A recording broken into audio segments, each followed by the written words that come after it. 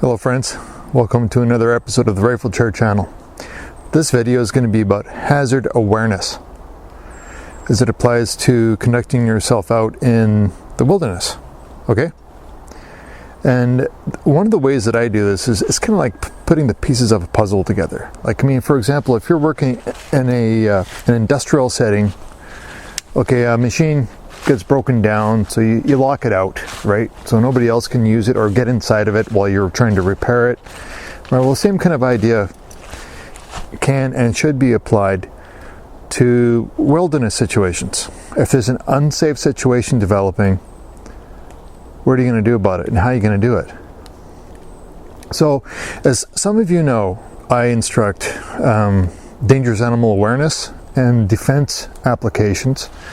And predominantly, the animal that I'm focusing that training on is black bears and grizzly bears, because that's what we have lots of here. And there's a situation developing in North Coast, British Columbia, inland and coastal sections, where a number of factors have kind of led to an unsafe situation as it applies to grizzly bears and black bears. And it kind of goes like this. And I'll show some footage of the areas that I have a tendency to play in, and so you can see for yourselves what I'm talking about. So let's talk about water. Like this video is about dangerous interactions with bears. And we're going to start with water. Now, this was a very, very hot year in coastal British Columbia, northwest British Columbia.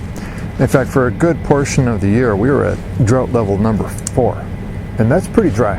I mean, you're at drought level 4. It is. You dig holes in the ground, all you see is dust. And up in this area, we're used to a high volume of precipitation, like it's constant rain. And up here, even in October, we were at extreme fire hazard in October, and we're kind of a coastally influenced area, so we're used to a lot of rain.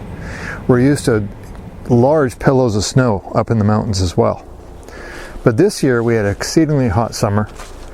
We had drought conditions, very little in the way of precipitation, extreme fire hazard. You know, logging operations shut down in the bush. Nobody allowed to go, work. Nobody could go to work. Forest fires all over British Columbia. It was a hot, dry year. Now, we're moving into November 2018, and honestly, I mean, there hasn't been that much rain. Lately we've had about a week of rain. It's hardly enough to catch up. But here's the thing.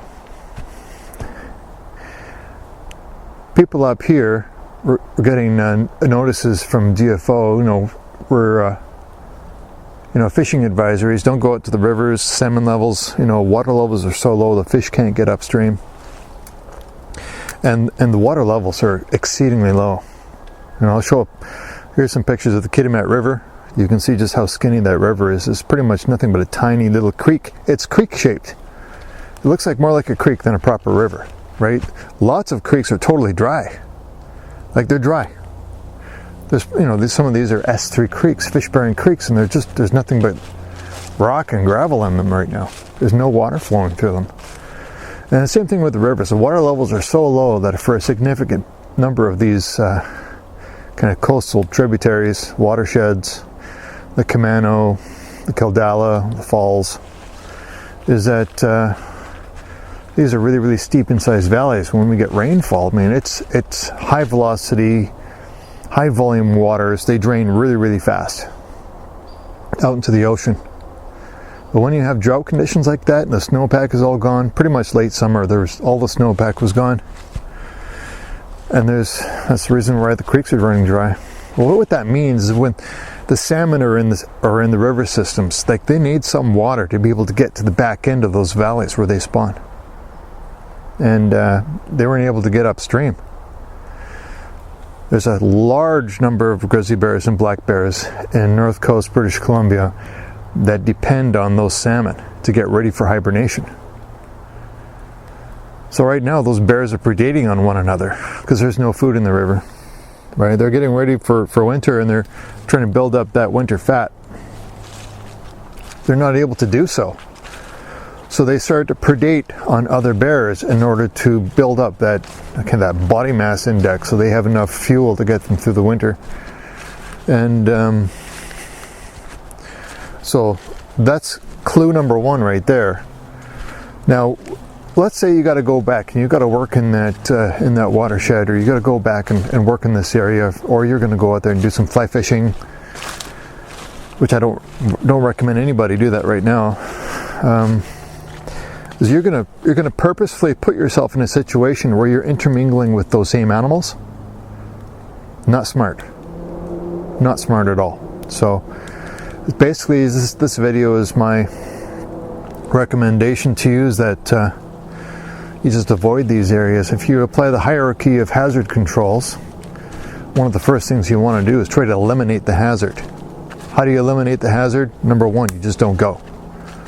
If you have to go, you have all these different controls that you can think about, but honestly, essentially, the biggest tool you have in your toolbox is to just stay out of these areas. Don't put yourself in harm's way. One of the best ways to eliminate a hazard is to avoid it, right? So don't go. If you can come back another time, do it another time. If you can do it in the wintertime, do it in the wintertime. I know it's pretty much impossible to just do anything in the wintertime in these areas, but maybe it can wait to the next summer. Who knows?